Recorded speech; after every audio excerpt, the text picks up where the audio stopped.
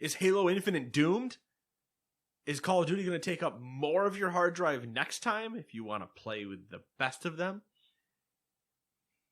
Is there a fridge that Microsoft is making? Is there another headline I'm forgetting about? Cyberpunk got delayed?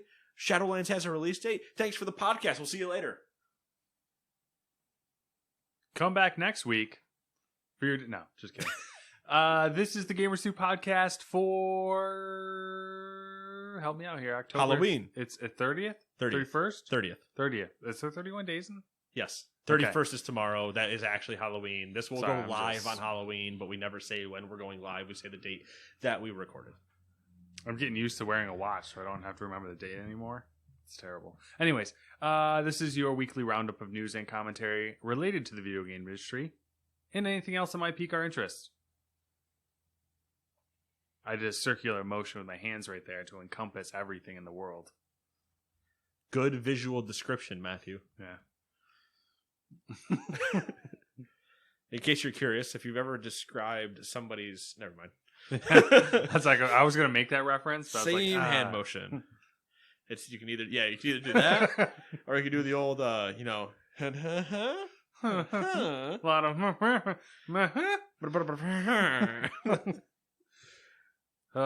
man. Every week it degrades further and further. Yeah. It's a good thing we don't video record this. Just because there would be a point where I'd be like, okay, now I have to actually edit. Because that part can't necessarily make it in. Sure it can. We could be talking about a grapefruit. Lot of things. Yeah. Venn diagrams. Venn diagrams. That's a good one. That really encompasses a lot of things with a middle ground that, depending on certain categories, they either will be touching or won't. Everyone's different. You know what I mean? That's true. Sometimes they touch, sometimes they don't. Hey, to each their own. All depends on what you put in them. Venn diagram circles, people. Venn diagram Anyways. Circles. That goes right up in line with... New releases are a thing. Before we even get there, that goes up to the another joke, old classic. What is something... Can anybody think of anything that is better hard than soft? Ice. Good man. That's always the correct answer. I was like running through. I was like, oh my God, come on, man. Think of something. Yep, it's always ice. Ice, baby. Bum, bum, bum, but new releases. Thank you. I, too, can steal a beat from the Queen and try to knock over an entire lamp while we do a podcast. I will at some point knock something over while we're doing this. Honestly, I've been meaning to move the monitor because at any given point, I'm sure that there's going to be a hand that kind of goes this way and the monitor is gone. On the plus side, Dewey's not here, which is also on the negative side, Dewey's not here. But on the plus side, Dewey's not here because that monitor would be gone. It'd have to be a pretty powerful hand motion because I'd have to be at almost full extension of my arm to hit it. We've gotten there, though. I've almost punched my chair. You don't count though. Like you're more violent than I am when you're getting into things. Okay, you're right. Fine. Our dance styles are quite different though. I don't dance on the podcast because there's no video. So I don't. It'd be a waste. And I don't dance. It'd be a waste of my wonderful art form that wouldn't be being spread across the world. And I don't dance at all, which is exactly how it should work. I get violent during this. You don't. You dance violently. I don't. Do you see the pointing I'm doing at your eyeballs? Giving me the Harrison Ford finger over there. You said snakes. Why does it have to always be? No, new releases aren't snakes. Number one. I'm going to segue out of every one of these until I get it done. Number one on the new release chart. Carto for PC and PS4. Number two, Cobra Kai, the Karate Kid saga continues for the PS4 and Xbox One. That's a game? That's a game, I guess. I thought you were putting like Netflix new releases on here or something. If it's not a game, I'm sorry, but it's on the new game release list, so therefore it gets said. The question becomes, did the game exist because of the Netflix heroics or because of the YouTube Red statistics? Number three, Technically, it would have to be the YouTube Red statistics. Hasn't been on Netflix long enough for those to be the reasons for this to exist. Unless the game sucks, then it could have been made fast enough in time. Number 3, Ghost Runner for the PC, PlayStation, Xbox, and Switch. Number 4, Hammerting for the PC. Number 5, The Legend of Heroes, Trails of Cold Steel 4 for the PlayStation. Number 6, Star Wars Episode 1 Racer for the Xbox. Now that's Pod racing. Something. No, I can't do it. Number 7, Stories Untold for the PlayStation and Xbox. Number 8, Wonderling for the PlayStation and Xbox. Whenever I see Wonder spelled with a U, I always immediately go to Wunderling. Wonderful. Yeah, Wunderbar, Wunderling. Number 9, Agos, a game of a game of space for PC VR. This title drives me nuts because it's AGOS, right? A game of space, right? It's like why just right? Why had yeah. Why it's immediately just me nitpicking? Why immediately define your acronym? Yeah, when you could just if you have to define your acronym, it's not a good acronym. Exactly. Such as Codplops Cow. We all know what that is. Everyone knows what that is. You hear that and everyone would be like, yeah, oh, Codplops Cow. Hey, you playing Codplops Cow this year? It's going to be a thing. Good news. We're going to talk about it. Number 10, Control Ultimate Edition Cloud version for the Switch. I don't know what that is. I would have deleted it had I read this list better. Number 11, Gibbous for the Switch. Is that like moon phases? Like a waning or waxing gibbous? Let me bring some intelligence to the show. Number 12, let me ruin that with Part-Time UFO for the Switch. Part-Time UFO. So is it a known object then? Part-time.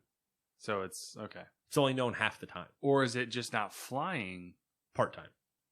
It's also only flying part-time. Okay. So when it's known and flying, it's part-time UFO. But when it's unknown and not flying, it's also a part-time UFO. This is a complicated game. It is. And when it's not an object but a liquid, part-time UFO.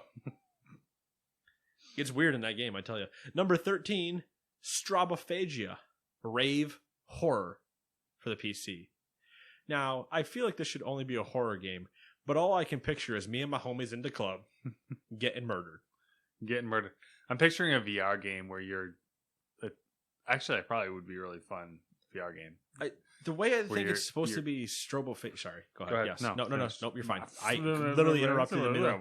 Listen, I interrupted you. It's a VR game. Continue. You know, VR game, you're partying, maybe playing something along the lines of Beat Saber, and then people start getting murdered. That was it. You know, it wasn't anything special. I like the idea that just randomly, as you're playing Beat Saber, just a body gets thrown into the world that you're in, like, and you're like... You know, like Club Dread with more rave. Can that be a review on a box somewhere? It's like Club Dread, but with more rave. Seeing how I think it's supposed to be Strobophagia, or Phagia? I think Phagia is right. Phagia? Yeah. Rave horror, I'm picturing, a lot of lights, as the strobe would indicate. As the strobe dictates. As the strobe dictates. Rave horror, as, raves do, consist of strobes. And I'm just picturing, I'm just another teen college movie, basically. They, for some reason, don't go out and just order an Uber and leave. Oh, actually, they probably do order an Uber. The Uber never shows up or gets murdered outside, and then it's a whole thing. For some reason, that Uber decides to go into the club because the people aren't waiting outside. So he's like, I gotta go see if I can find my people. He goes in, gets killed immediately. And it's this whole slasher flick inside of a rave story. Anyway, that's a movie we're making, not a video game. I'm gonna let it slide, but I was gonna keep going with like a Blade reference, but we won't go down that road. Ooh. Wait, a Blade reference? Isn't there a Blade movie? One of the Blade movies where like they're in the middle of a rave and he starts just like murdering. I think there's some point where they go to like a vampire club. Yeah, and it's basically a vampire rave. Yeah, and he's just murdering people. That's vampires for you. Number 14, Auto Chess for the PlayStation. Number 15, Blair Witch Oculus Quest Edition for the PC VR. I say, do you want to make the joke before I do it? No, I'm just trying to think of like how Blair Witching would work in VR. You just go stand in the corner. I know. That's right. I like the idea that I hope it's multiplayer. So someone has to be the Blair Witch. Well, just that somebody has to experience you just sitting in the corner. Yeah. But with a VR headset on. Just so, like, you tell Sam you're going to play VR later, and she just walks into the living room, and you're just standing in the corner of the living room with your VR headset on, just in the corner, just not moving. Just be great. Be like, what's he doing? Be like, oh, he's Blair Witching. Don't worry, he'll be fine. He'll come out of it eventually. Number 16, Cartel Tycoon for the PC. I don't know if you remember about this one, but I did say I played the demo for it, probably for 3 to 4 hours, much longer than I anticipated, because it got its hooks in, and I was slinging drugs. Constantly having problems with the police, because I was slinging drugs too efficiently.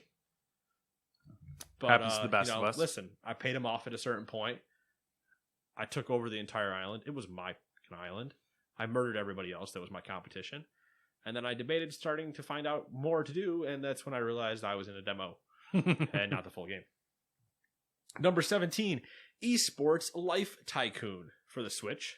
Number 18, Little Big Workshop, the Evil DLC for the PC.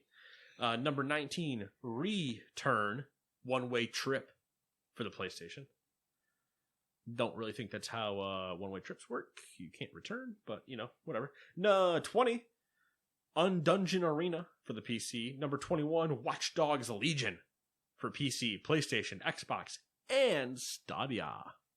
Number 22, Who Wants to Be a Millionaire for PC, PlayStation, Xbox, and Switch. Number 23, Janyan Sword 7. Don't know if I pronounced any of that right for PC.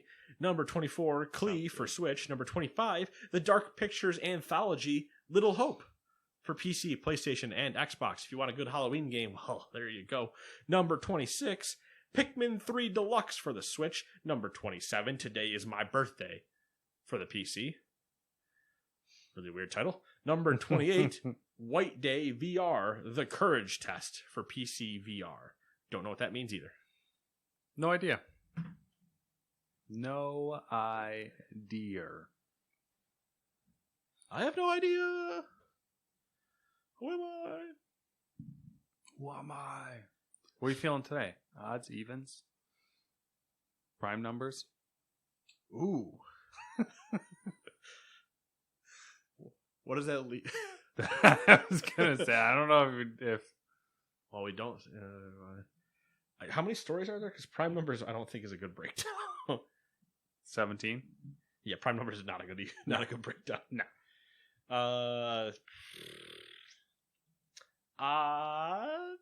No. No, evens. Evens. Okay. What? This is like the, Odds. fucking Last Crusade situation where, you gotta choose the cup. I said evens first. Shit. No, that's fine. No. I scrolled the 16. Nice. This is what I get when I don't check the numbers of a doc before I, pick my poison. Red pill, blue pill. What are the consequences? You don't get to know. All right, listen, I understand you like just unfolding scarves constantly. This is my chair. You put scarves on it, and I just fuck them up. I mean, technically, these are both your chairs. That one's just more your chair because your gold bag is still on the back of it. Yeah, now just move both of those. Yeah. That's mine? Yeah. You brought it up one day when that chair was in the studio because you were carrying something in it, and we didn't know what to do with it, and you're like, I'll just attach it to the back of the chair. And you attach it to the back of the chair, and I haven't moved it since. All right. Well, it's yours now. I've got too many drawstring bags that I don't already know what to do with. Every time I go to PAX, I pick up 3 more. It's like herpes. That's your problem. Now it's my problem. What are we doing? I don't know. All right. Let's get the podcast rolling with everyone's favorite topic, game delays. I like the Ready to Rumble entry. CD Projekt Red delayed Cyberpunk 2077 for the third time. The release date is now December 10th, pushed back from November 19th.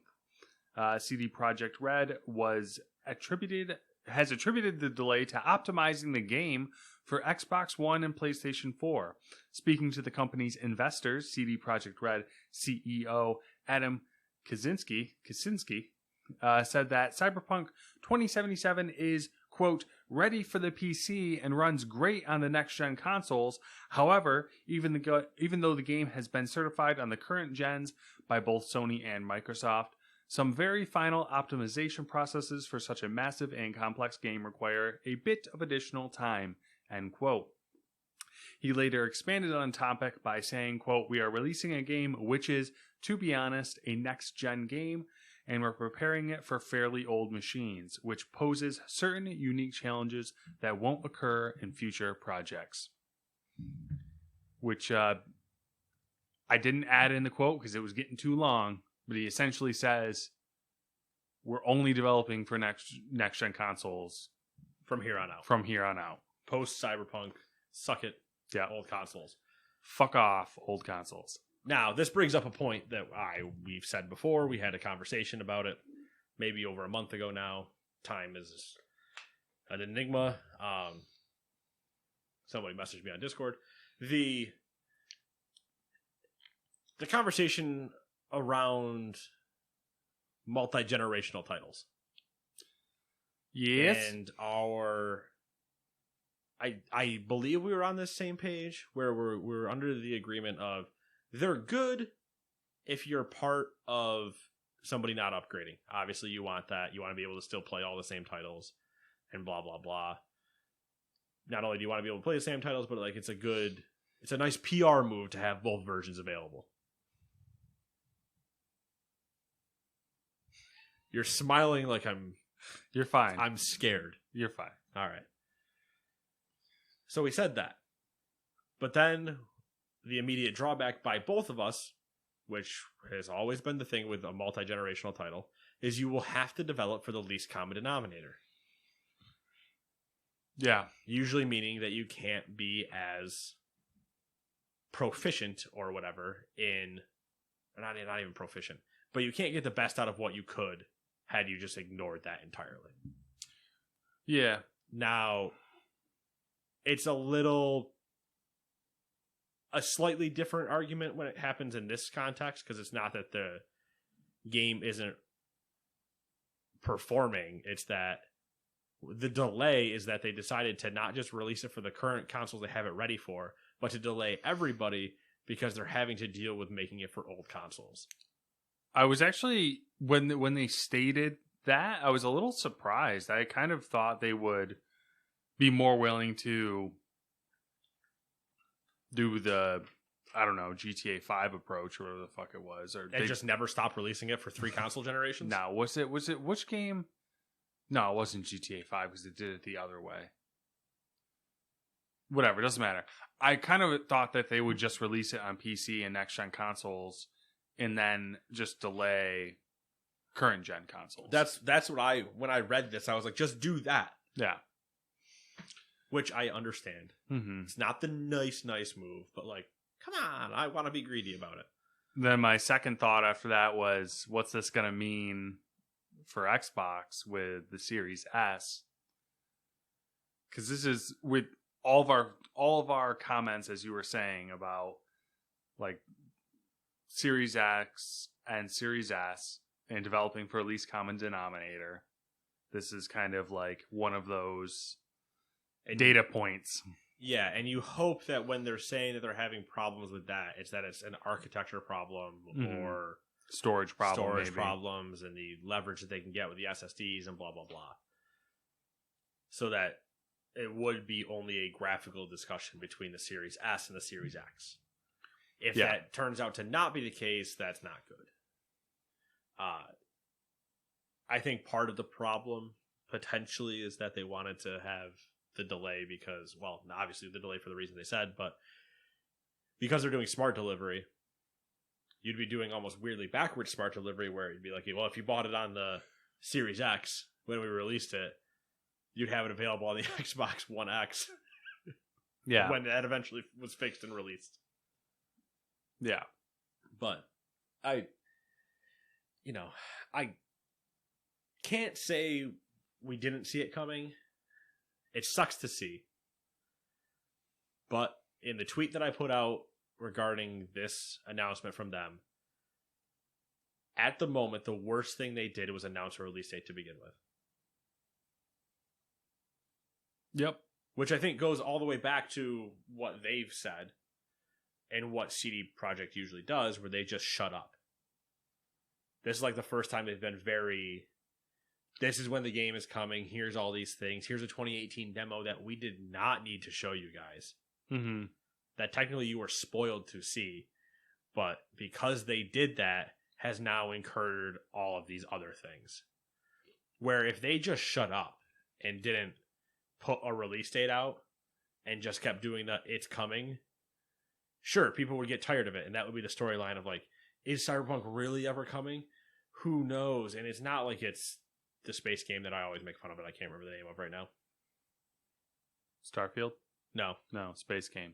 Not coming. the other one you spend $7,000 on a ship. Star Citizen. Yeah. That's... Is it Star Citizen? Yeah. Okay. That, I think so. Star something. Citizen sounds right.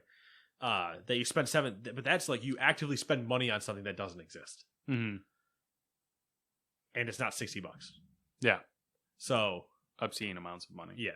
So, you just, if they had potentially never said the date, they would have, I think, been in an entirely, potentially different situation.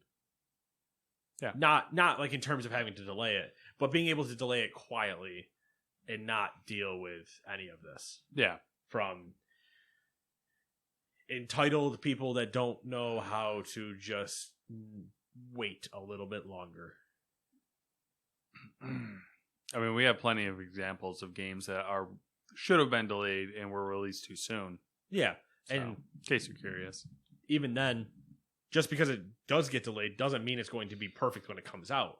No. It's just an unfinished game is definitely bad. Yeah. You have the chance to make that unfinished game better, whatever the Miyamoto or Iwata or whoever quote was.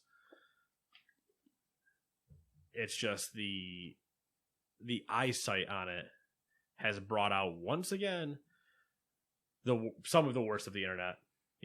Death threats on developers that, according to another story, did not know the delay was coming the day it got announced. Yeah, I mean, I don't know if there's any. We have one more short Cyberpunk story, and then anything else you want to throw in there, feel free. We could have done probably the entire podcast on just CD Projekt Red stuff. We could. There's a lot of a lot of topics in this week of things that happened that we could rant on about for no reason for 60 minutes. But I feel like at a certain point we're beating a dead horse, and you know what they say about beating dead horses. Something dog food. I was gonna go with glue. Glue, dog food, glue. Gross. I don't know. But number 2.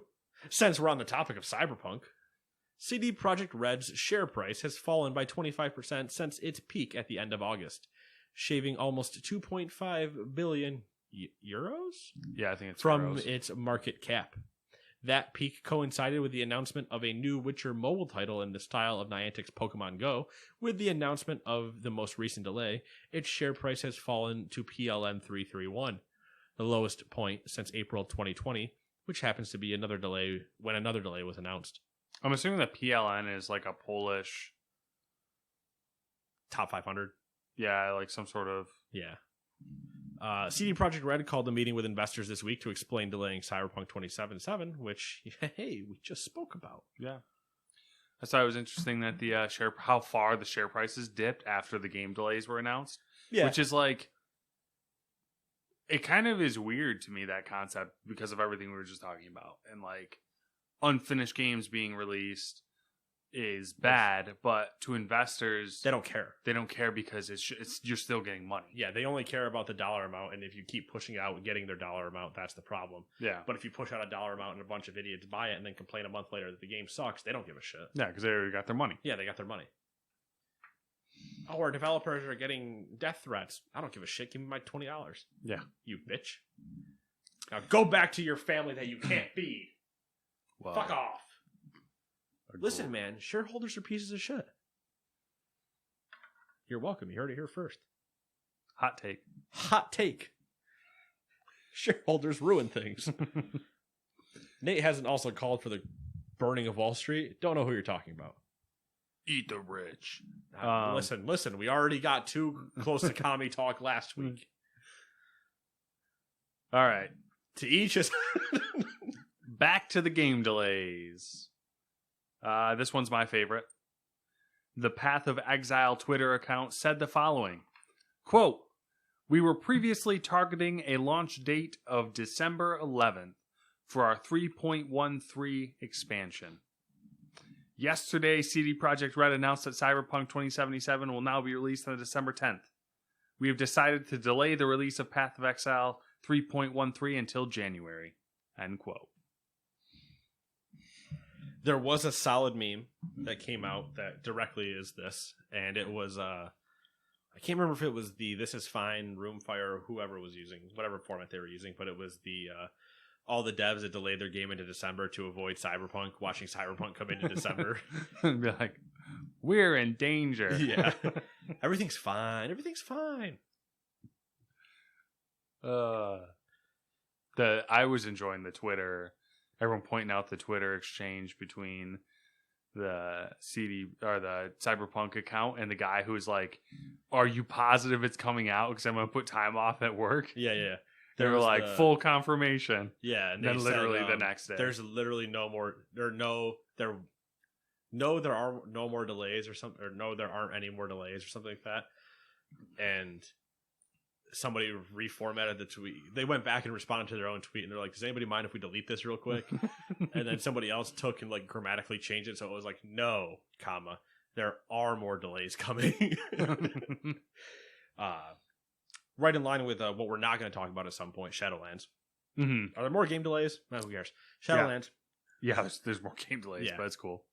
Shadowlands is moved now to, they re-announced the release date to come November 23rd / 24th. Yeah, I the week of Thanksgiving. Interesting move. So I might just take off that Tuesday, Wednesday, and take the entire week off and play Shadowlands like a psychopath. I got some beef with WoW just because of like trying to play it. I appreciate you having beef with WoW because that makes me happy. It means you're playing WoW. Or maybe you stop playing WoW because of the beef. Either way. No, actually Samantha's like, she's pushing it way harder than I am because I got frustrated. I was like, fuck this. And she's just like she want to keep playing. So as usual, you will now continue. Yeah. Yeah. We had that argument. We compromised. So we're going with her way of doing it. She said she wanted a puppy. I said we didn't want a puppy, so we compromised. We're getting a puppy. Or we compromised. We're getting 2 puppies. Yeah. That has now been pushed to the 23rd of November. Mm-hmm. Which part of me goes, yay! The other part of me goes, but has it really? Because I'm still waiting for it to be like November 15th and them go, all right, so November 30th, we're going to move it another week. Just, here we go. I'm like, Either way, I'll be playing it when it comes out. Mm-hmm. But I'm not requesting that time off until maybe the Wednesday before. Yeah. Yeah. Just because I'm like, gotta wait. Because I can only have the whole joke. Don't know if you've seen these ones flying around. Happened with Cyberpunk. It's happened with WoW pretty well. You can only use the dead family relative so often as an excuse. And so people are like, oh, yeah, my grandfather died again. Yeah, they managed to save him. They put him on life support. And they specifically said November 23rd, we got to take him off. so I'm not gonna be here. But it's just like the way the hoops that some people have to jump through. Luckily, I am not one of them, but the hoops that some people have to jump through to take time off from work. Mm-hmm. Yeah. Wow. Apparently, I'm finding out fun WoW facts on my phone. Oh, nice. So, do we have more we want to say about the glorious Path of Exile That was it. delay? Okay, Yeah. cool. We're gonna do a 3.5 story now that I've brought up WoW. What's your problems with WoW? My main beef was just so we made the character creator. I almost feel like the Exiles Reach thing kind of messed me up more with like what to do afterwards. There is a part of that where when Todd and I did it, we're like, it's a good step, but if you're truly a new player, Yeah, like, it's terrible. even though you've had your experience, you're For all essentially, intents and purposes, I'm a new you're player. essentially the most fresh you could get. Mm-hmm. We went through it and we're like, well, I don't know that explains anything. It doesn't explain anything, which isn't really a big deal. And I don't mean like But- story wise. I mean like how to fundamentally play the game. Yeah. First of all, the tutorial thing, like it's buggy as fuck. Like it constantly is popping up for you to change gear and stuff like that, which is really annoying. And then turning it off, little weird on turning it off. Sometimes it turns off. Sometimes we had to like turn it off multiple times for it to actually like stick. Huh. Interesting. And then once we finished Exile's Reach and we were kicked to Orgrimmar, it immediately like it put us right into into the Battle of Azeroth quest line, because we were just like going.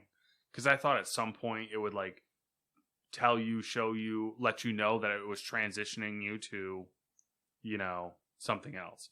Other than, like, I knew once you kicked into Orgrimmar, you were out of Exile's Reach, and that was done. Yeah. But then immediately it's pointing you to Battle of Azeroth. Yeah, so you're technically in BFA. Yeah, and you just go straight into that. Yeah. And the only way to get around that, which they don't tell you, is to go talk to Chromie. Which, I looked into that, and apparently you have to have, from what I was reading, I don't know if they're switching it when Shadowlands actually comes out. There are certain things that I know there are switching at that point that aren't going to go live before that. From my understanding, from what I saw, as of now, for you to have access to Chromie's time and all that shit, you already have to have a character at 50. Oh, okay. So I guess that does make sense if they're like, we want you to understand what's going to happen in Shadowlands before you can then start doing all the other stuff. But so we started getting into Battle of Azeroth stuff, and like which is a fucking place if you haven't played in so long to go to. Let me tell you, we spent several hours trying to basically get the fuck out of there, and then with the portals and everything, like we kept like Samantha's obviously it almost was worse because she's not necessarily super gaming proficient. And she's new to it. Like, right. She's just as new to it as I am, essentially. I am game proficient, and I have just enough experience in WoW to be, like, dangerous. You know what I mean? With, like, choices. So, that was a whole shit show. We had to spend, like, 2 nights just trying to get back to where we were supposed to be. And then at that point, I just said, fuck it. I'm like, let's just walk out of Orgrimmar. And we're just going to find the first fucking quest, and we're just going to start going through the zones. Because, like, that's what I'm familiar with. So, that's where we're at now. It was just not as new player friendly as I was hoping it would be. We'll talk more after this. Because I'm curious. I have a character that is fresh off the boat.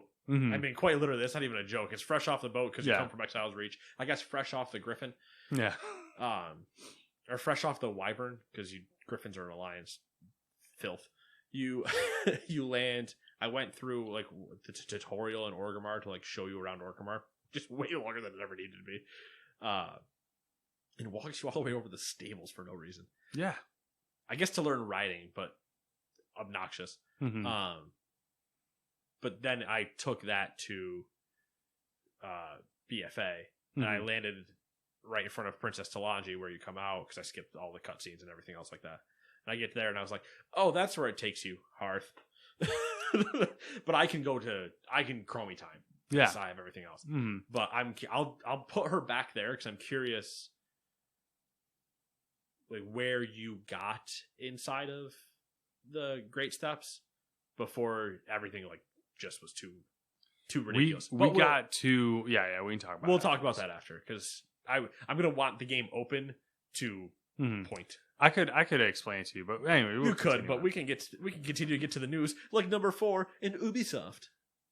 Ubisoft confirmed that Far Cry 6 and Rainbow Six Quarantine too close. Too soon, Ubisoft. Rainbow Six Quarantine have been delayed until the first half of its next fiscal year, or between April 2021 and September 2021. The news came from the company's earnings report from the first half of its fiscal year. The company cited, quote, production challenges related to work from home, or quarantine, as the reason for the delays. You could have just told me they weren't coming out until either the end of 2021 or beginning of 2022, and I would have been like, okay.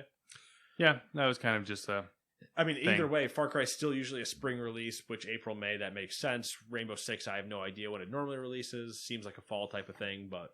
All right, Far Cry can get away with a May release and be okay. Let's get these game delays over with.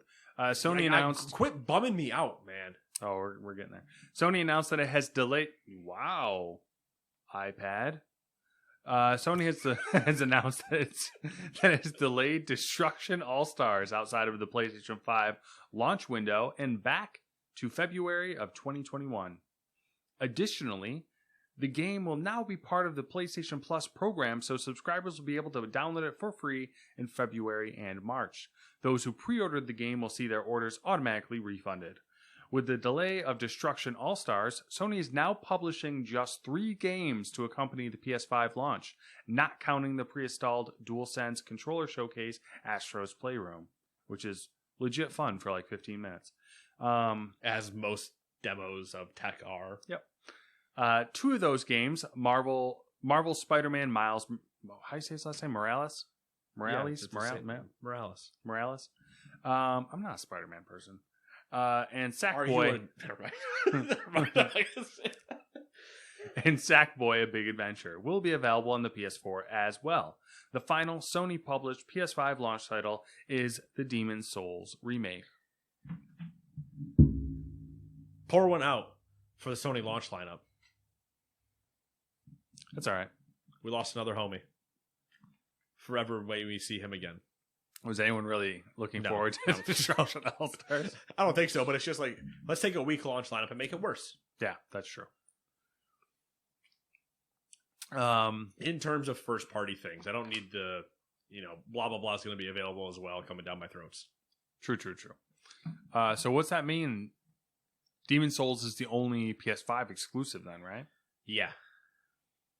And it's a remake of a game that already exists. Mm-hmm. You know, it had not that there's anything wrong with that because it looks beautiful, but Xbox 360 had a similar launch. Yeah, to where it had like one console exclusive, but it had Halo 3. True, not launch title though. I think it was launch window. Yeah.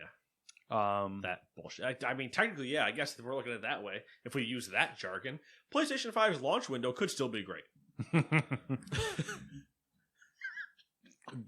Yeah, it's just more of the same shit. So it's just, if you haven't gotten a PlayStation 5, you have less reason to buy one now. Mm-hmm.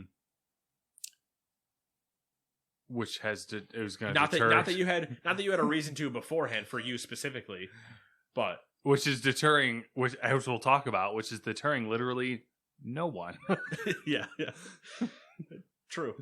All right, we had to push Destruction All-Stars. Okay. Sony's basically like, we have no games coming out on the PS5 console, and everyone's like, we fucking need it. Yeah. People, we have nothing. Can I please buy one? No, you idiot. I'm telling you, you have nothing to play on this. Sir, I want to hand you money. Why are you fighting me? Give me a console. Number 6, Chris Metzen, former senior vice president of story and franchise at Blizzard Entertainment, and Thrall himself, the War Chief. Sorry. That's cool. A little tear comes to my eye. Whenever we discuss, we got, we got Mike Morhaime, and we get Metzen. It's just... Slight side note, did you see the Thrall statue available on the Blizzard store? Ooh, no, I'll have to. Their statues, like, their high-quality statues are like $300, but they are like, disgustingly beautiful. This one, double that. Have you seen the... I think they would be remiss to call it an actual Thrall statue, but the statue that's in front of Blizzard. It's a I can't recall. I know it's it an orc exists with a wolf. Yeah. Yeah. Their statues though. There's a Sylvanas statue, who piece of shit war chief. We all know it's a thing. Mm-hmm. But her statue, I think, is like $300, and it looks great. This goes to the hey, if Nate ever has a midlife crisis and starts buying a bunch of $300 Warcraft models, ask questions, because there's going to be like a glass cabinet over there, or some type of L thing where they'll be illuminated, and you will see them, and you'll be like, okay, Nate has problems. This one was pretty dope looking. Yeah, I'll show you. Anyway, so Chris Metzen, former senior vice president of story and franchise at Blizzard Entertainment, is back in game development. By game development, I mean tabletop games. Metzen and former VP of Quality Assurance at Blizzard, Mike Gilmartin, have revealed War Chief Gaming. While speaking with VentureBeat, Metzen said, quote, "Tabletop is where I learned to be creative with my friends growing up. Playing D&D, playing Warhammer, loving these ideas, and playing these games in the same space as my best friends. Those are some of my most cherished memories. At 47, I come back to that. Even after that glorious Blizzard experience, I want that intimate scale again. This is my path." End quote. War Chief currently has just 3 full-time employees and hasn't announced its first project yet, but it's going to be some cool shit, according to Metzen. If you are interested, curious, their site crashed after their announcement. It was fun. Your interest is piqued, the VentureBeast interview is pretty good. It's fun, and Metzen's always fun whenever he does any publicity stuff. Yeah, he definitely has a colorful personality. He's charismatic. Yeah. There's the old joke, I think I've told it on this podcast when we've discussed BlizzCon, and I'm pretty sure I have anyway. There's a joke of when he was at a bar during one of the BlizzCon when they used to do still meet and greets and hang out and everything like that. Somebody had bought a ticket, and they were at this like bar social shindig, and everybody was drinking and having a good time, whatever. And he was talking with Metzen, and Metzen told him things about like the upcoming WoW story that hadn't been released or like wasn't discussed. And he realized, I'm pretty sure it was Metzen, realized what he said, then looked at him and he's like, "You won't tell a soul, right?" And the guy's like, "Nah." And they did a little Lok'tar Guard orc handshake and like walked away. But he's like, "Oh, I can't say I got so excited about what I was doing, but I'm not supposed to tell you, random person." So yeah, I'm intrigued. I've never been a Warhammer in terms of tabletop. Like looks cool, and like all the mini stuff looks cool, but it's just not my style. So I'm curious to see what you've done. You played similar stuff though. D&D, HeroClix, all the HeroClix is pretty close to Warhammer. It's similar, but it's similar, but it's different in a way. It's different enough where I'm like, I played Lord of the Rings Warhammer. Okay, yeah, I would play probably the Space Marine style Warhammer. It's my straight up like but the either way, the spacey futuristic-y Warhammer, not the. Mm-hmm. I think there is a like older orky one that I'm. What I like about it is how much of a hobby. 40K might be the difference. I think so. It's how encompassing the hobby can be, because like you can get we built a whole table diorama with different landscapes, and you can actually build full battlefields and have them modular enough that you can pick up pieces and move them. It was about 2 of these. Yeah. And then all of our friends had picked different Lord of the Rings armies to make our own armies. So it became like this whole thing. Were there 5 of you? There was more. Well, it gets really complicated. I know I'm showing my I'm just minor saying, Tolkien lore like- nerd where I'm like, oh, there's only 5 armies, which really it's 4. yeah. But that's Well- we'll ignore that.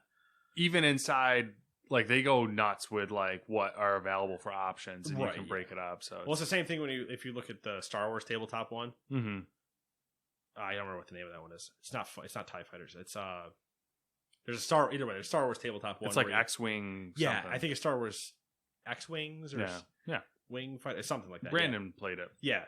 And I've looked at the models at PAX, and I'm just like, I don't even know where I would begin. hmm One, because I don't have a table that I feel is worthy of dedicating to that, because that would be a full, like, I want a sunken table that I can put leaves over and cover to still have people over and eat out of the tablecloth.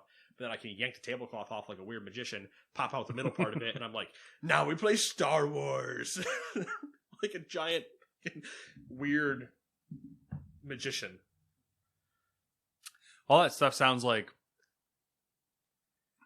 it always comes down to like time. Where's our time? Yeah, because like Where's our time, and how am I going to organize even you and I 1v1 battling Star Wars X-Wing downstairs? yeah, I mean it would. Isn't going to happen. Would it be cool to get a bunch of people together and do this? And It would have to be a dedicated once a month. Yeah. You know, hey, it's the third Saturday in the month. That means it's time for us to go be super nerds, and you can't wait till you see my new orc riding a wolf warhammer that I painted over the last month. Yeah, because I don't understand how that's going to affect my squad, but it will, and I'm like, I don't understand it. I haven't looked into it though. That's my fault. But I'm just curious to see if he only goes down that idea of like building modules for those things and building worlds in that sense, or if he like fully reinvents a entire game of like, you can actually just sit down and play this game and be done with it. I'm curious as well. I tried to look into if they mentioned like what they're going towards, and they haven't. So they said we'll talk about it soon. I'm like, okay, cool, bitch. All right. Number 7, 343 Industries studio director Chris Lee is no longer working on Halo Infinite.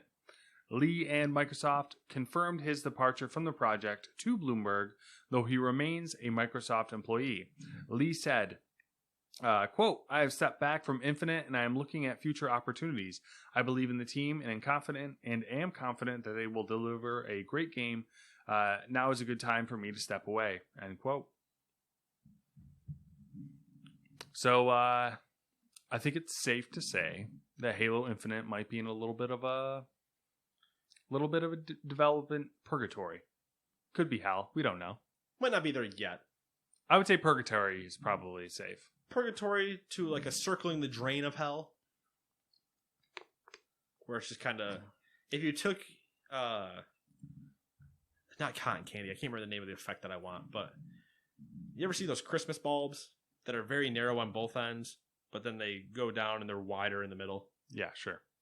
It's like almost like a top, but it's, it's more of a bulb than it is than thin. It's basically that. With if you were spinning one of those in your hands, you have the escape point of heaven at the top, and release and joy, and then hell, where you just continue at the bottom. Then you have purgatory, which is the centrifugal force in the middle. Which is them right now. Yeah.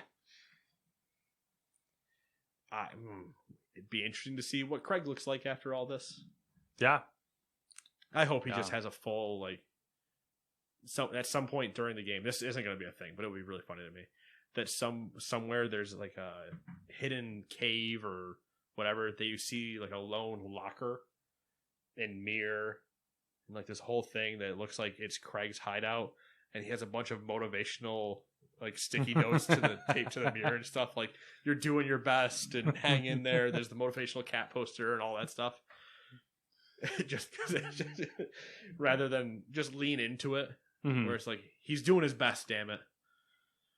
Number 8, Ubisoft has rebranded its Uplay Plus subscription service in anticipation of rolling it out to Google and Amazon's on-demand streaming platforms. Going forward, Uplay Plus will be called Ubisoft Plus. Thank God, because Uplay just sounds so weird now that we started calling it that. This service's primary selling point of offering the publisher's latest releases for a $15 monthly fee remains unchanged. But soon it will be expanded to allow users to play those titles through Luna and Stadia as part of a beta test. The Luna beta test will begin on November 10th, while the Stadia beta should arrive by the end of the year. Cool. Yeah, I'm curious. Makes sense with removing Uplay. You need to also remove the name of Uplay Plus. Yeah? I was just thinking about timing on things. I got a timing on things for you. We've played Luna. Yes. It seems like a decent enough time to talk about it now that I've actually mentioned it. Yeah. I was decently impressed when I was running it from the Luna app on my computer. Which is hardlined. It's a dedicated Luna app, and it's on my Windows PC. Mm-hmm. And I used an Xbox One controller, Bluetoothed, to play. I played for a hot minute, and I concur. We tried the TV downstairs. Yeah, I tried using a Fire TV with the Luna app and the same Xbox controller, and that was hot garbage. Yeah. I'd be curious, because I know they make the adapters to where you can hardline. Yeah. I wouldn't spend money to try it, but no. I'd be curious if that is the problem. It's the same way I also wonder if I just got a Luna controller that synced up perfectly. Mm-hmm. Would that change everything? Yeah, because we were having really more controller issues than anything else. Yeah, like the Luna app itself was doing fine. It was just that the controller, like right trigger didn't even recognize. At one point it was pulling up and to the left, but the moment we hook it into the PC and everything works fine. Mm-hmm. So it was clearly integration with that controller where it's like if I just bought the Luna controller, it actually probably would work okay, but I'm not going to buy that just to test it.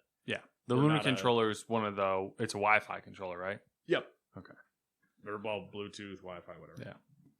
Yeah. Yeah, I was pleasantly surprised. I mean, it's obviously not the same fidelity as like a discrete game on your PC. Yeah, the graphics quality was not as high as if you were running it locally, but it wasn't terrible. It wasn't terrible. It was all running, and when running it from my computer, there was, I don't know if you noticed it, but like compared to even when we did have it working downstairs, even cycling through a menu was faster up here. There was downstairs on the Wi-Fi on the Fire TV, there was noticeable lag, but on the PC, it is very, very minimal. Yeah. And the unfortunate thing is I didn't get to play like a shooter where I could actually try to really push the latency. Mm-hmm. But you played Grid. Yep. And I played Tennis. Yep. And I didn't really have any problems latency-wise on either of those. So. Yeah. Grid was fine. And for the record, I'm 100 down and 10 up. I don't know what that means. 100 down megabytes, 10 up. For my internet. Oh, okay. Yeah, my internet's 110. 100 down, 10 up. So it's not like it's ridiculous. And I live in the middle of nowhere. Yeah. I'm not in a giant city. Which might actually help. It might, but Stadia ran like shit. Mm-hmm. Stadia ran in Chrome with the same connection with a keyboard and mouse. Yeah. And Destiny was unplayable for me in terms of lag. I guess it shouldn't be surprising since Amazon Web Services is the dominant, one of the dominant, like even more so than Google. But now the next thing is to text xCloud. Yeah. xCloud's the one. xCloud, give it to me, maybe. Yeah, I'm curious about xCloud. I'm curious about xCloud because I'm going to try it on my phone as well. Yeah. Is Luna on the phone? Not that I saw. Okay. Might be for Apple. It might be on there for Android. I might be wrong about that, but I did not try it. I'm going to check right now. All right, you check. I'll read the next story. Is the next one me or you? Next one's you. Speaking of the Ubisoft thing, my last quick reminder to myself. I did sub up to currently Uplay Plus, going to Ubisoft Plus, to play the Watch Dogs Legion. Mm-hmm. And they gave me the enhanced version of everything and blah, blah, blah. But I was like, all right, cool. I have Legion. Nice. And when I get done playing it, I'm going to unsub, and I won't have spent full price to play Legion. Yeah, I forget about the services. That'd be a good. I should do it now because then I could do Legion and then immediately go into Assassin's Creed. Yeah, as long as you remember to manage them, and like you have the 2 games you want to play.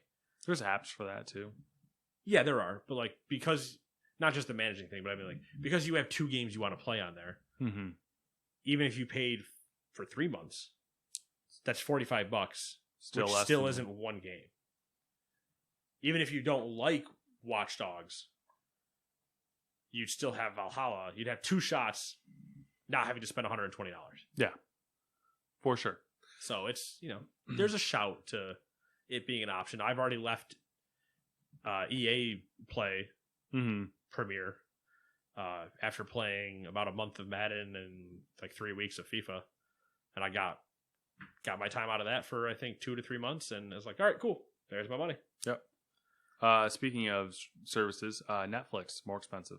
Yes, going up by $1 for non-4K and $2 for 4K. I think. Yeah, I think so because it's $17.99 for 4K. I think. No? Yeah, it went from 16 to 18 and 13 to 14.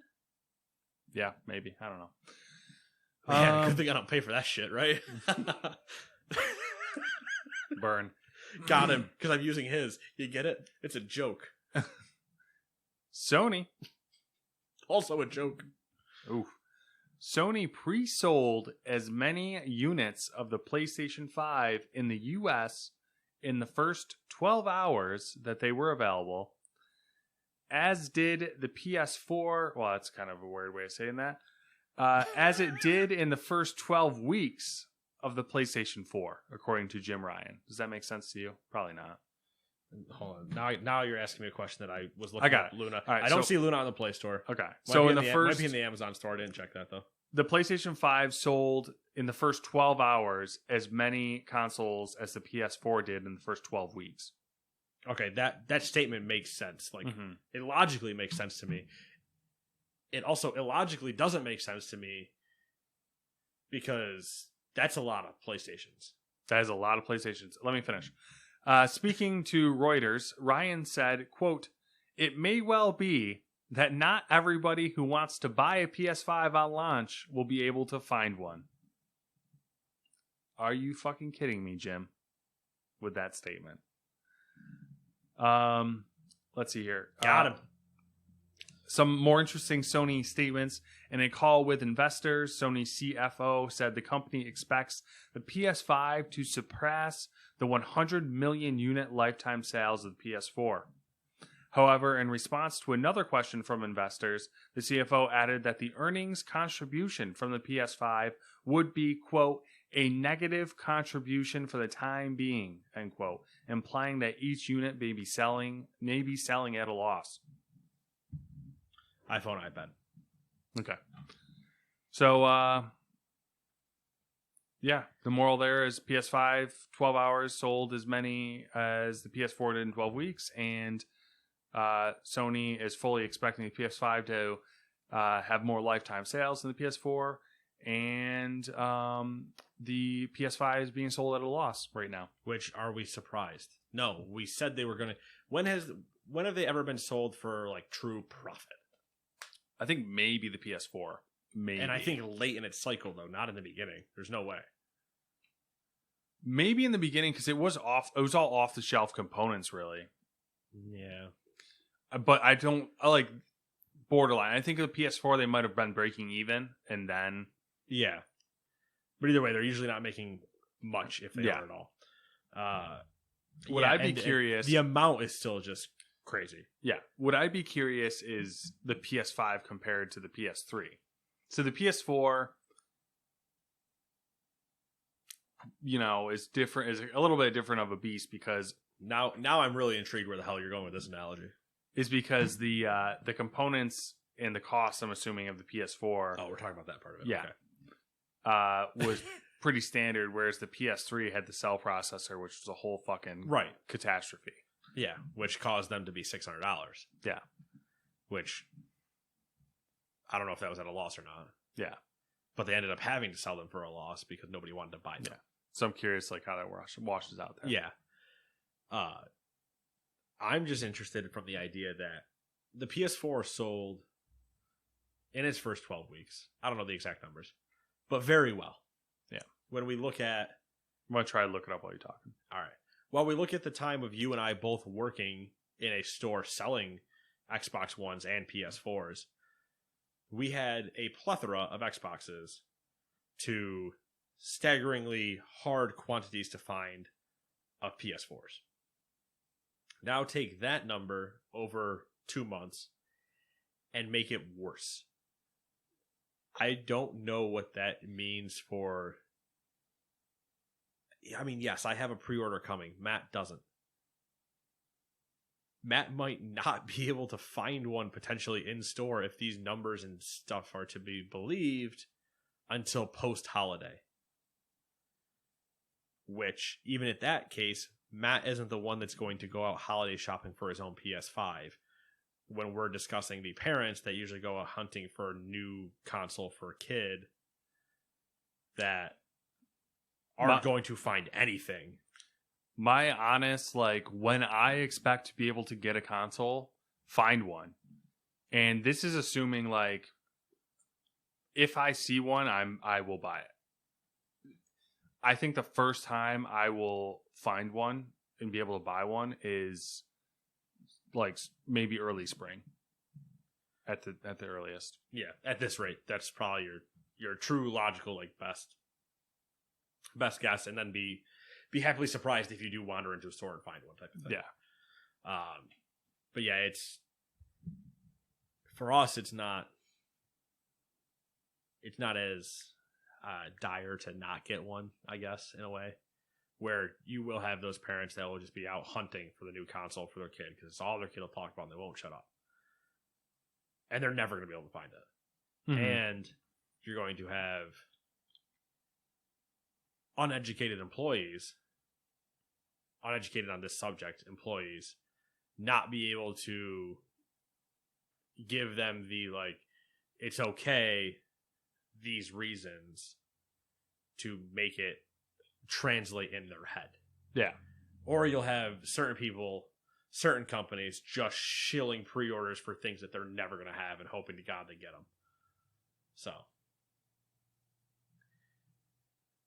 it's whatever it is.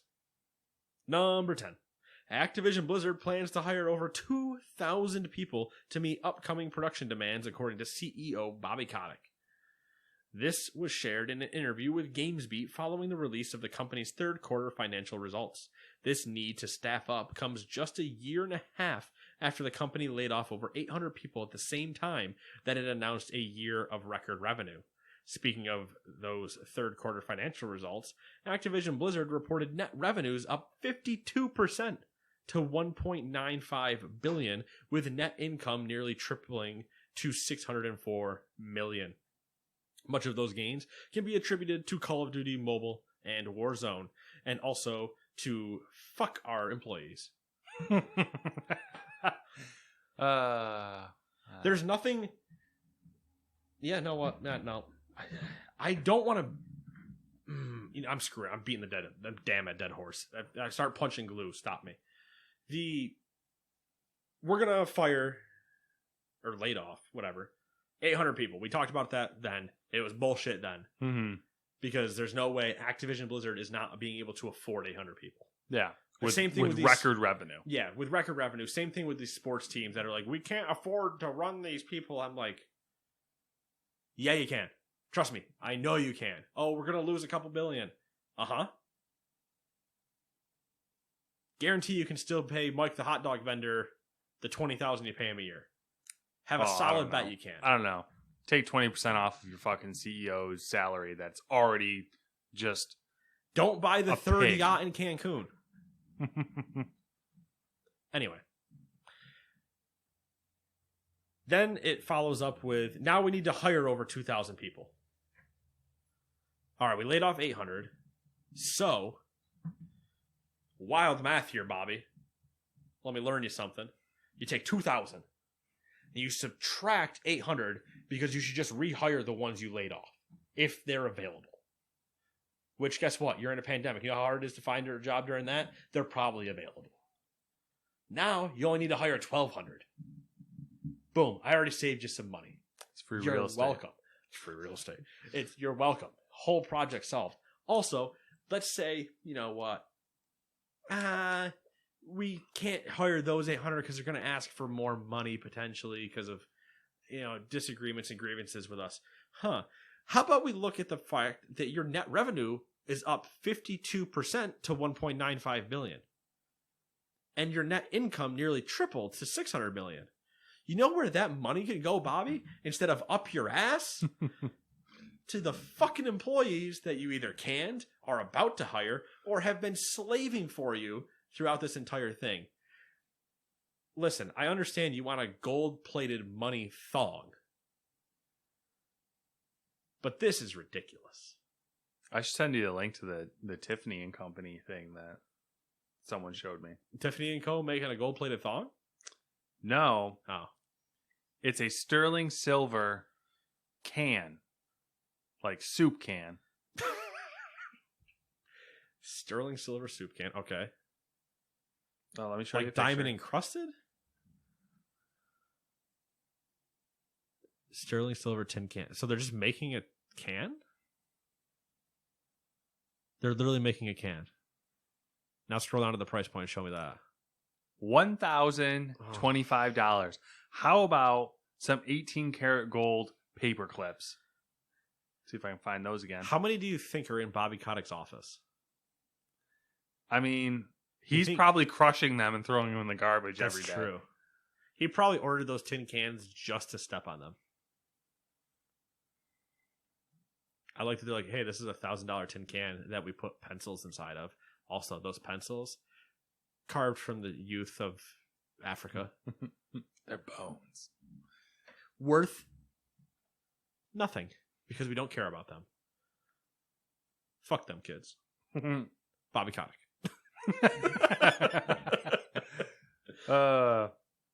It's ridiculous to me. I hate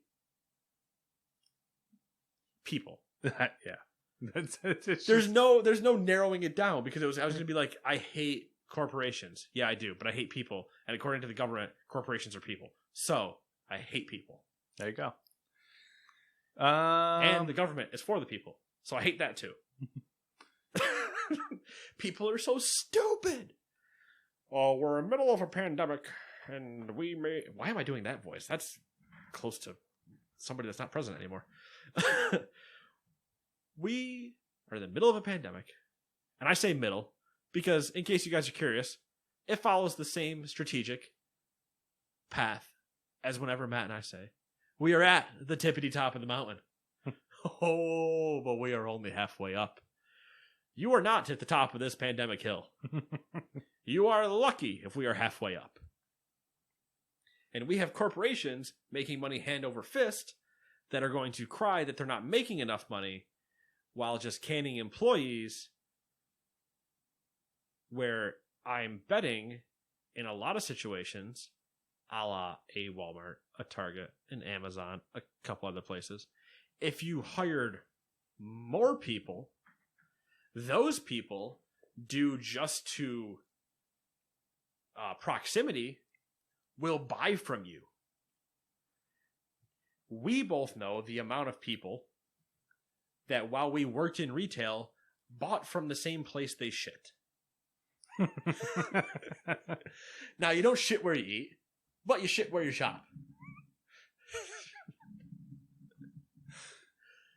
It's like, oh, it's my break. I'm going to go give part of my paycheck back because I need this one thing I saw that just got put on clearance. It's a fair point. Oh, I'm going on my lunch break. Let me go to the freezer section and buy some Pop-Tarts. Why? I meant Hot Pockets, but instead I put Pop-Tarts in the freezer section. I also got fired because I couldn't stock things correctly. What do you want from me? All right, number 11. Now I'm just picturing like other random things where you just had one guy that's like, listen, I like my cereal cold, okay? It goes in the freezer section. Who wants to wait to heat up chicken tenders? They stay out. You're like, what psychopath is just opening the bag of chicken tenders and eating them? He's like, I get hungry. Can we have a sketch on SNL called a logical stalker? Like Logical stock boy or logical stock. Yeah. yeah, a logical truck unloader, like just something like that, where it's just the guys that are just in retail shops that put things in places they have no right being, but they have own justified logic for it being there. Like, listen, man, sometimes when I'm getting off the couch, I just get up and I take a shower, and you're like, wait. Why? That's why you put shower heads in the furniture aisle with the futons? Do you have a futon in your bathroom? Yeah. It's convenient. I live in a studio. And you're like, oh, okay, the studio part makes sense. Yeah, no. I don't mean that kind of studio. You're like, oh, never mind then. I'm going too far with these stupid analogies. Please, move me on. I guess. Are they analogies? Metaphors? I don't know. I don't think they're either of those things. Bad sketch ideas. That's what we'll call them.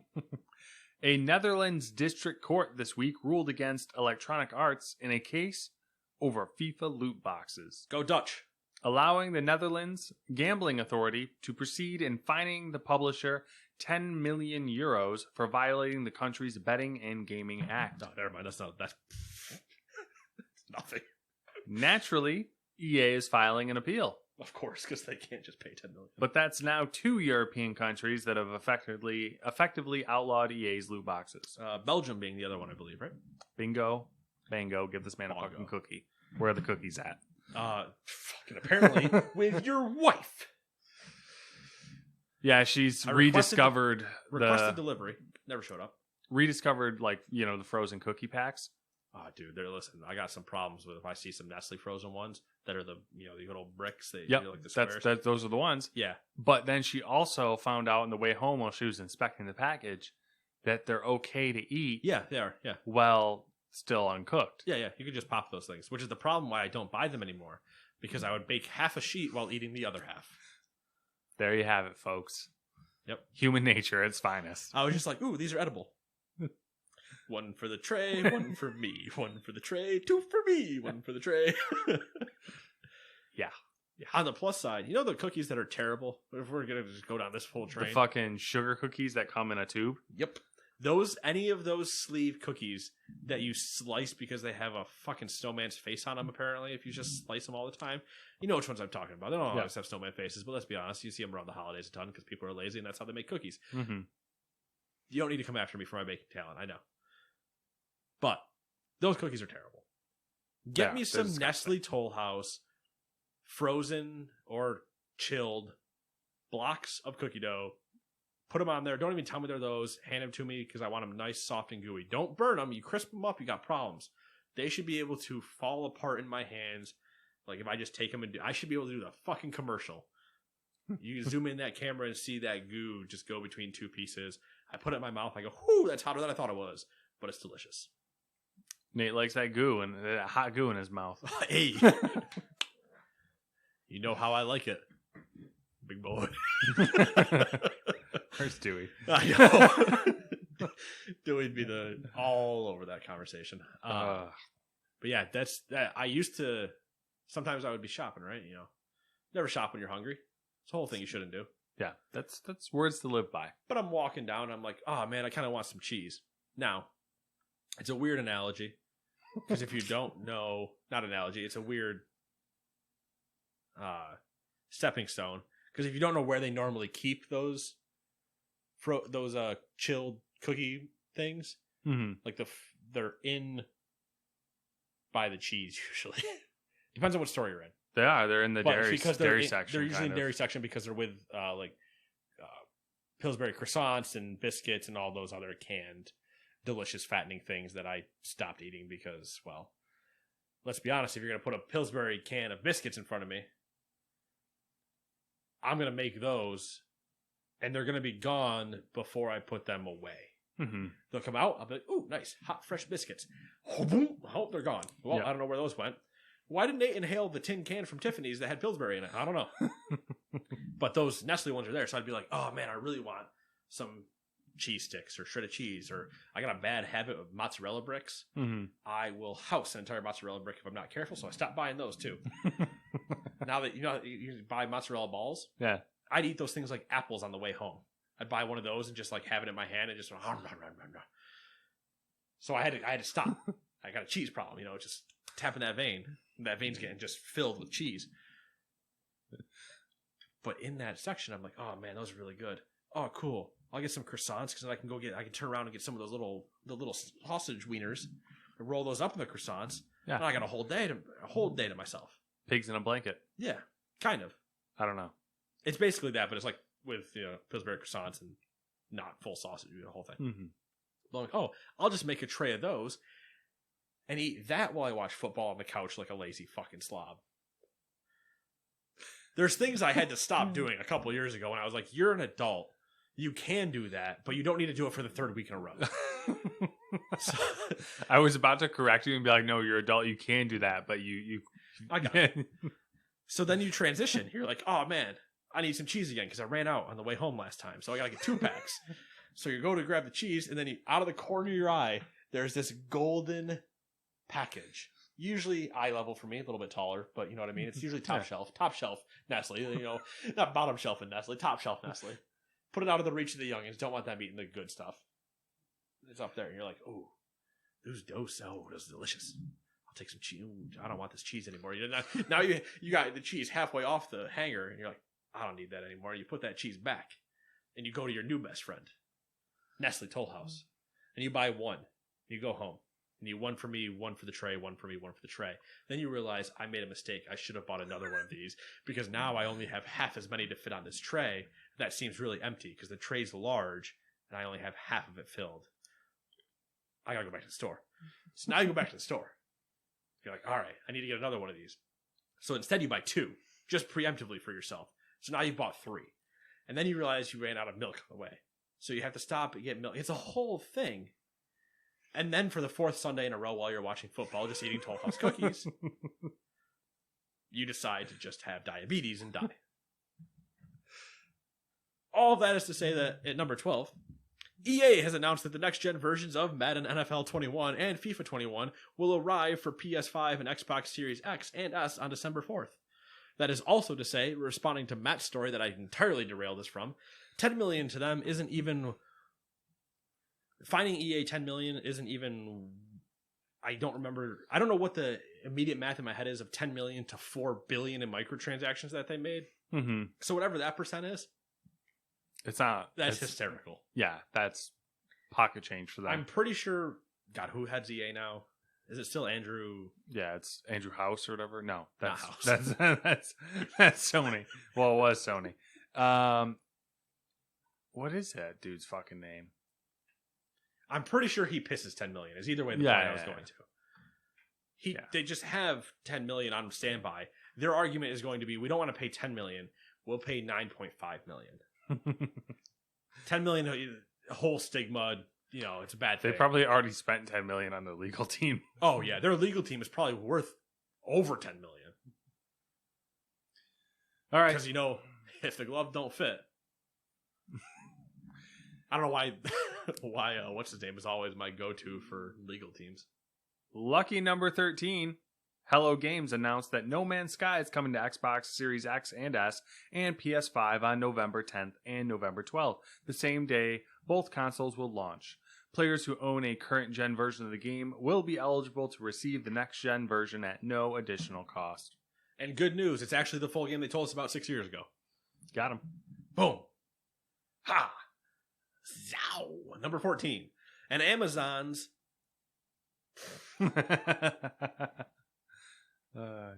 too That's much. Not even close. Too much. A symptom of diabetes, losing your eyesight. Dementia? Probably. That's not losing my eyesight. I did not even mess up Assassins to Amazon. I just ignored it completely. An Assassin's Creed live-action series is in the works at Netflix in partnership with publisher Ubisoft. Live action is not the only aspect of the deal, which will also see the two companies partner on animated and anime series. Variety reported, does Ubisoft make games anymore? Is a good question, Matt. And let me answer it with this. Have they ever made a successful TV show? No. You're welcome. They apparently have like 20 in the works, though. Right. That may or may not be successful. They have one in the works for a game that doesn't exist. That's true. And they had a movie that tanked. That's true. So, I do like the idea of, depending on how they write it, this is the whole thing. If I start going into our dream scenarios of how you write this, it'll never get made. So I'm not even going to start there. I'm just going to say that depending on how they write it, it actually could be decent, but I don't have faith. Based on how the movie was, horribly done. Mm-hmm. I don't have faith this will be adapted any better.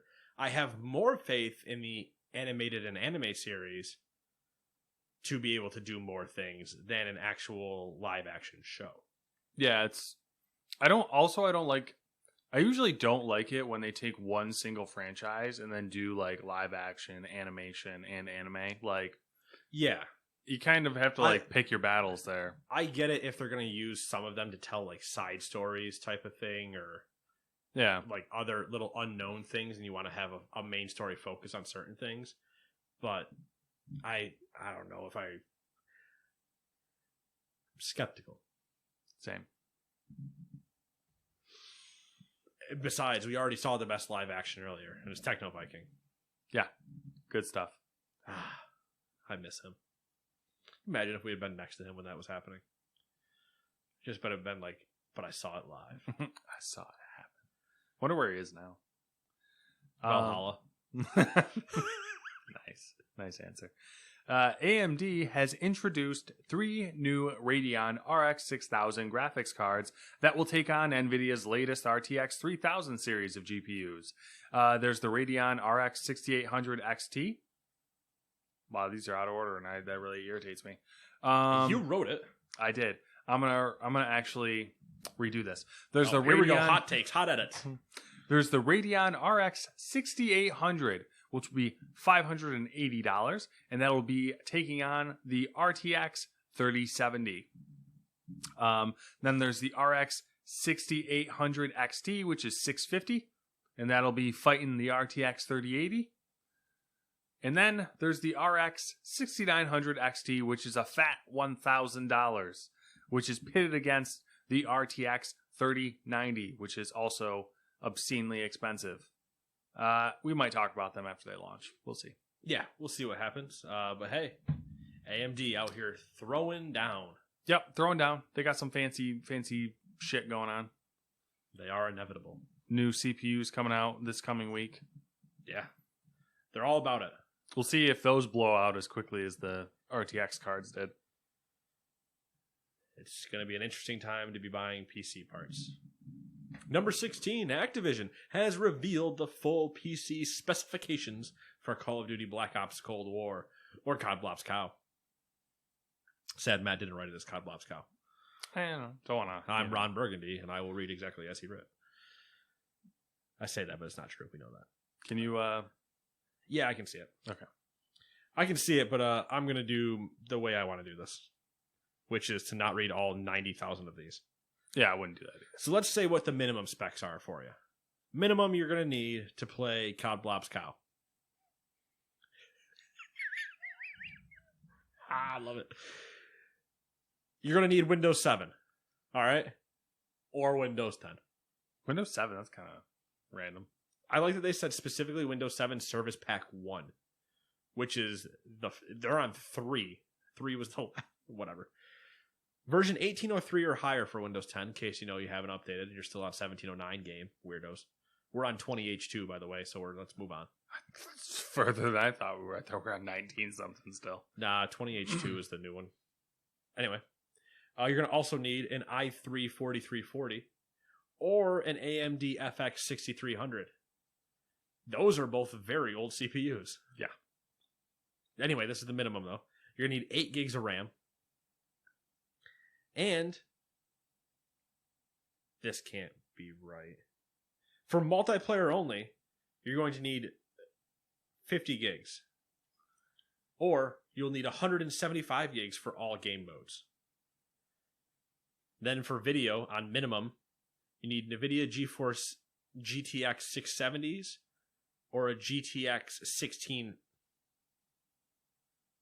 What the fuck? You need a GTX 670 or a GTX 1650 or a Radeon HD 7950.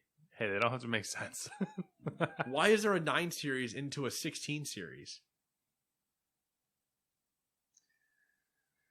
I don't know. Either way, very interesting specs. Because those are all very low. I'm not talking about the hard drive space. I'm going to get there in a second. But that is very low. I think, in terms of processor, RAM, and video. Even though it's minimum. Well, the funny thing about this, if you look at the recommended, what they describe as recommended, Yeah. it says 60 frames per second in most situations with all options set at medium. So minimum's like, I think, Minimum. genuine Yeah. minimum. You're lucky if it runs. Yeah. Yeah, I don't even like the recommended one, so we're gonna move on from that. Here's the question I have. I'm gonna skip up to. They threw ray tracing in there, which is kind of I'm interesting. gonna skip to competitive. Yeah. So specs to run at a high FPS for use with a high refresh monitor. Windows 10 latest update, an i7 8700K or Ryzen 1800X. Hey, my processor. 16 gigs of RAM, 175 gigs of hard drive space, and then a GTX 1080 or RTX 3070 or Radeon RX Vega 64 graphics. So, that's a true high-end PC. Or what would be considered high-end, not the highest end, but a high-end PC. Mm-hmm. So, now my question, and maybe you have an answer, maybe you don't. That says 175 gigs, which is true. Oh, also, if you want Ultra RTX, I should mention this part because this is the fun storyline. Ultra RTX is 250 gigs of hard drive space. So it is another 75 gigs of textures and everything else to get to the Ultra RTX stuff, which is pretty interesting. Mm-hmm. But in the minimum column, it mentions 50 gigs for multiplayer and then 175 gigs for all game modes. But then never again does it split those up. So I don't know if that's supposed to be carried over. Like, I only need 50 gigs up until Ultra RTX. Or if I have no choice but to... Their graphics sucks in this regard. Or if I have no choice but to have 175 gigs on every other thing else. Is like if I use Windows 7, I can do just multiplayer at 50 gigs. Is that what they're telling me? Yeah, I think I think the idea is I think this one you can install separate portions of the game. Right. And that is true. Period. So, but if it's 50 gigs for multiplayer only, that's pretty understandable. That's pretty reasonable, I think. yeah, which is what they're saying. So if that's the case, I'm all for it. I'll install it for, if I do end up buying it, I'll install it for the full 175, play through the campaign, have fun time committing war crimes on behalf of Reagan, and then I will either delete the parts that I don't need if they'll allow you to do that, or I'll uninstall the entire thing and reinstall just the multiplayer. Which hopefully the multiplayer includes the multiplayer and it's not just Warzone. Well, all right, so let's break this way down.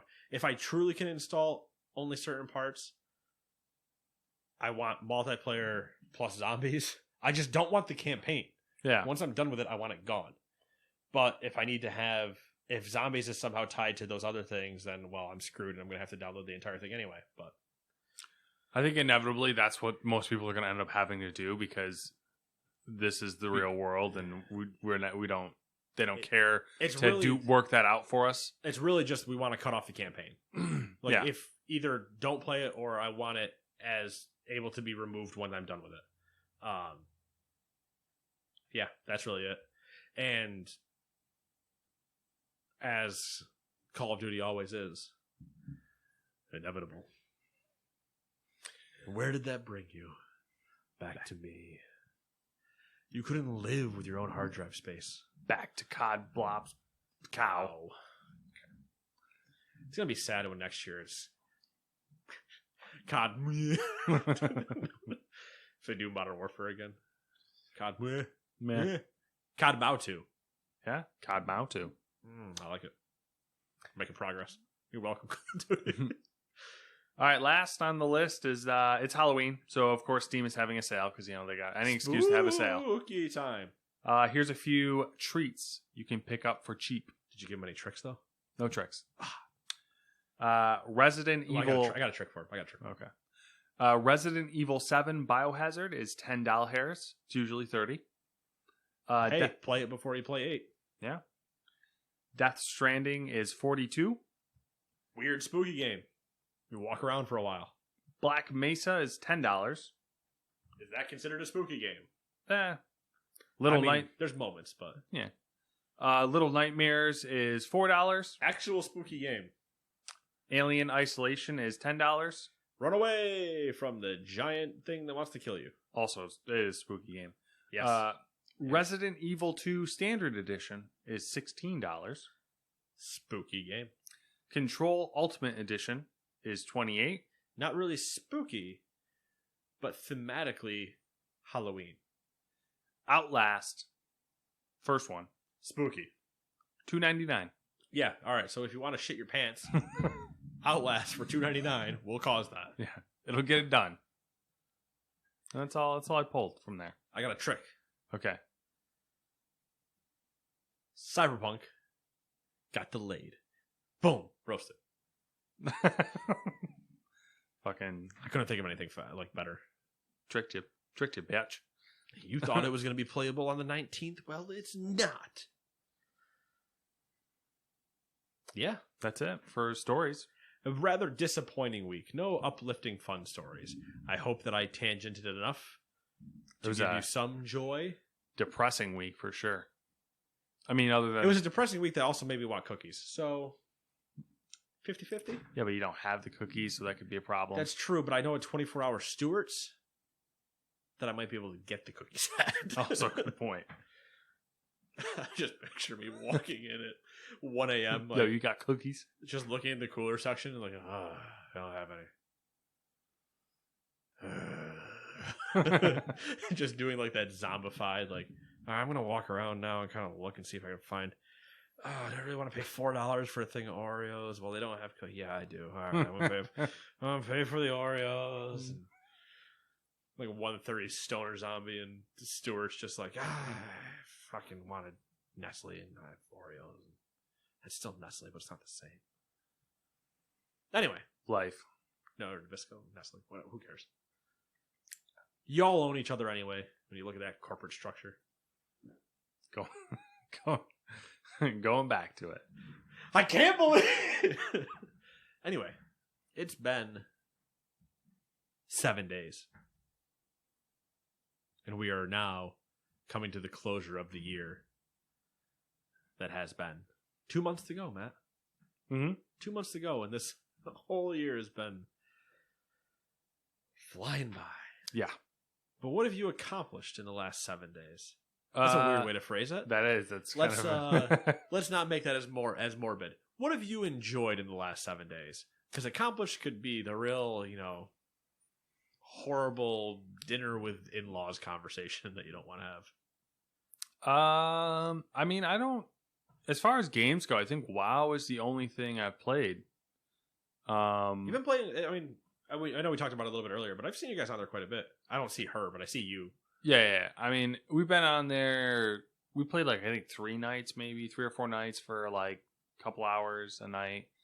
I mean, that first day we did Exile's Reach basically in one go. Yeah, it doesn't take long. It's pretty quick. Hour and a half maybe at most. Yeah, and then how was the instance for you guys? The final thing. The little mini dungeon at the end there. It was fine. It's a pretty basic because they only put you with 3 people. It's just like a little scenario, and they give you 2 AI as your other people. So yeah, it was easy peasy. Yeah. No complications. it very much is like baby's first instance. Yeah, it's like I was expecting it to be more difficult than it was. Right. Yeah. I was kind of expecting it to like, I don't know, I think they kind of introduce you more stuff. I think it's the part where it's like they can't slap down new players like there, like, but they need to be like, this is how things kind of work. Pay attention to what the AI is saying about like healing people and whatever, and you taking the damage and like that being a thing. But there's no like, yeah, you need to interrupt this and not stand in this and move over here because otherwise we're all gonna die. But yeah. Yeah, that's about it. I mean, really nothing exciting. I mean, I forgot that Legion was coming out, so I'll probably download that, play that. Anime. New season. Well, second half of the season for the volleyball anime. Yes, is kicking. Fantastic. Everything drops on like Fridays and Saturdays now, so it's kind of true. Mandalorian is now out, so that'll be on our list. Gonna be watching that. Been still watching Long Way Up. Ewan McGregor and Charlie Borman's motorcycle thing. Oh yeah, that's right. It's great. How about that? Stop trying to do that. There was another anime that I started watching, and now I can't remember what it was. Metalocalypse. No. Also, I don't know if it's considered an anime. It's not really important. I mean, yeah, I can't remember. I'll probably remember it next week. That's about it, though. Mostly this week has been acclimating to new life. Yeah, the new schedule and everything. I mean, we ran out a few times to do stuff, watching home a whole lot, and then like I was like, just getting life in order. So new normal. It's getting weird though. So this week it would be like, because it gets dark earlier now. Yeah, I have now experienced, if I'm not careful, and it's going to get worse as the year goes on, but I leave and come home in the dark. Yeah. So I was laying on the couch, like watching something, and Samantha was next to me, and I was like, fuck, it's so late. And she looked over at me and she's like, it's 6:30. And I was like, what the fuck? Like, it's just so fucked up. I mean, we had it last week before we did the podcast, where like, or it was, I don't know if it was that or it was the week before even, where we, I think, went to grab food and we came back and we're like, it's so fucking late. It was like, it's 7:30. Yep. So we'll see. This week might be interesting because I actually, after Monday, I have to be in at 6:30. So we'll see. We'll see what happens. A little different. Yeah, 6:30 to 3. No, it's not bad though. Yeah. That's my life. What's your life? Boring. No. Played a little bit of Legion. A little Watch Dogs Legion. Yep. Now that is out, I'm thinking about 4 or 6 hours in. Anything you want to comment on it? I'm enjoying it so far, and I'm enjoying it more than I enjoyed 2. Now, I finished 2, but I'm enjoying this more so far. Good. At the moment, and this is probably not 100% true, but I'm not even gonna say that because I know it's not true based on a couple other things I've seen. But it's been so far so good. Do we have a runtime? I almost died. Do we have a runtime on that game? I have not looked. Okay. The interesting part about it, and the one part that kind of sucks, I have to look this up. I don't know if there's a set amount of crew that you can keep. Like if you have a max size, you're saying? Yeah, like a max squad size for... Or if you can just recruit literally everyone. Yeah, I don't know. I already retired somebody. It was just some random person I recruited just to see how recruitment works. And then I got them killed doing something I never should have been doing like that early or like that. I did it very brazenly. It's like, I'm just going to walk up and do this. And as I walked up and did this, I got shot by a bunch of drones. So does that like... does it have permadeath in that instance? If you turn it on, you could. Okay. It considered her arrested because I didn't turn it on. Okay. Because I was like, there's a chance that I do actually like somebody. I don't want to lose them for something stupid that's like fair. that. Like if I recruit an old person, they just die. They die. That's fine.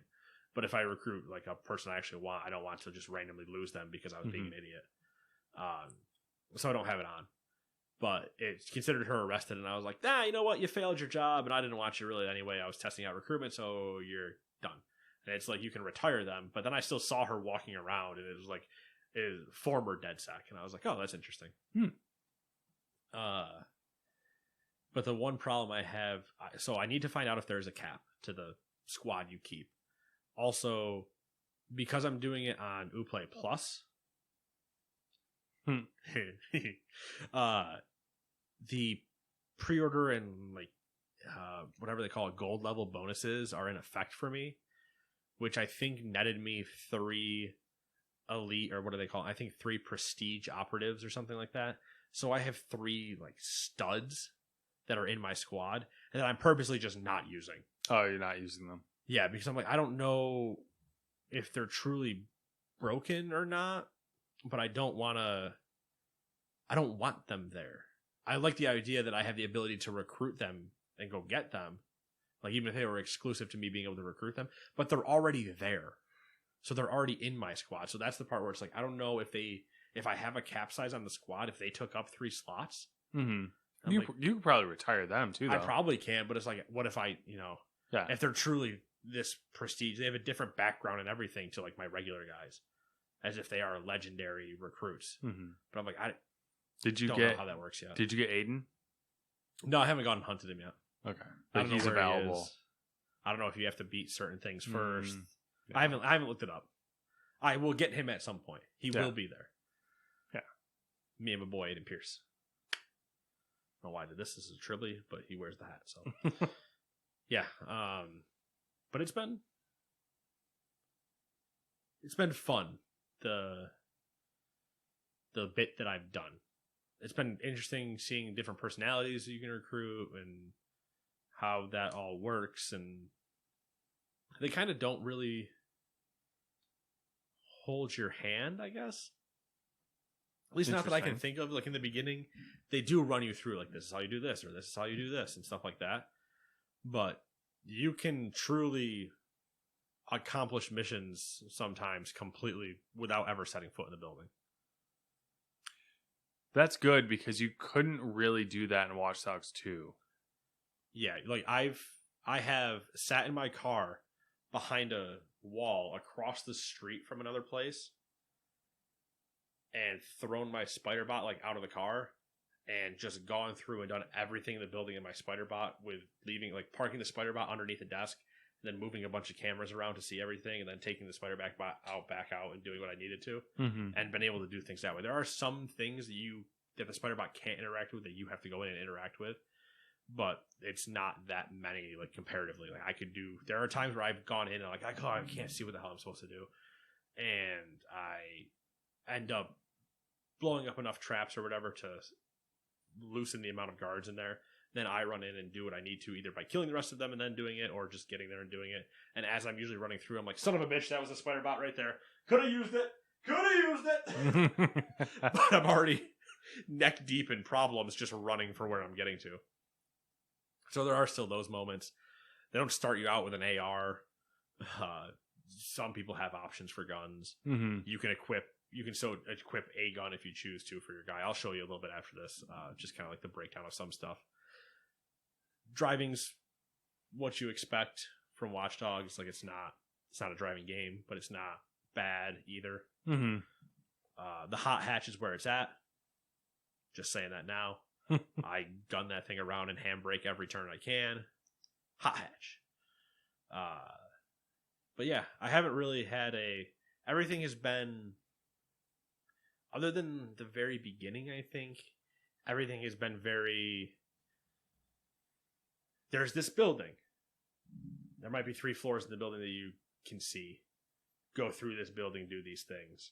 But nothing that's been, you're now trapped in the building. You have no way out. Get through what you're doing. Everything I've been able to, if I wanted to, just leave at any given point. And yeah, that's good. It. But I kind of do want that get trapped in a building type of thing at some point. I'm sure it'll happen eventually. Yeah, it doesn't have to be constantly, but I do want that semi point of no return, find your way out type thing.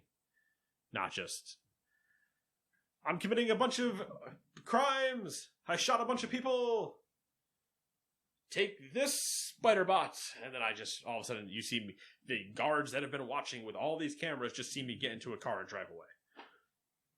And then come back 5 minutes later when they have all respawned, and I'm like, all right, try it again. None of you remember me. Spider bot. So, it's been that. Playing some more baseball, because now the baseball season is over. Dodgers have won the World Series. And I can no longer watch baseball, so I must get my fix somewhere else, so I shall play MLB The Show. And playing some WoW, trying some stuff out there, and played a little bit of Tony Hawk, played a little bit of I finished Batman. Yeah. I know I mentioned that last week, so I did finish that. That's a good game. Mm-hmm. The final boss fight was terrible. But in terms of like stupid easy. Mm-hmm. Oh, you run around, and then he just eventually gets bored and jumps away. So you fight a wave of enemies, you pull him down, you punch him in the face. That's phase 1. Yeah. Phase 2, run away again. He gets bored, jumps up. Another wave of enemies, fight them. It was the same thing 3 times. I was like, this is the most boring fight in the game. Yeah, but simple mechanics. Yeah, but hey, it's done. I finished it, so that's that one. Now and the only reason I'm even playing Legion is because Cyberpunk got delayed. If Cyberpunk hadn't gotten delayed, I wouldn't have played Legion. I would have found another way to bide my time till Cyberpunk. Mm-hmm. But once that got pushed, I was like, all right, Legion till whenever stuff starts coming out. And then Shadowlands 23rd. So now, if that actually is real, Legion till then. Legion's my, well, not till then, but Legion is my RPG holdover. Yeah. So, yeah, fun times. Nice. Cool. As per usual, you as the cards dictate, you accomplished more than me. In terms of games, yes. Not in life, but we'll go with it. Big potatoes there. We'll talk small potatoes. Anyway, we'll see you guys in 7 days from now in November. 2 months to go. We might be done with a big event by then, too. You never know. See you guys later. Bye-bye.